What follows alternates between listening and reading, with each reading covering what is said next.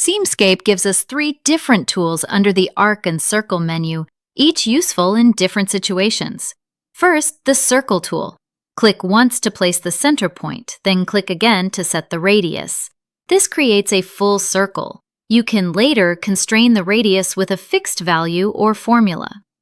Second, the Center Arc tool. Here, the first click defines the center point, the second click sets the start angle and radius, and the third click sets the end angle. This gives you very precise control when you know the arc's center and angles. Third, the 3-point arc tool. In this case, the first click sets the start point, the second click places a midpoint along the arc, and the third click sets the end point.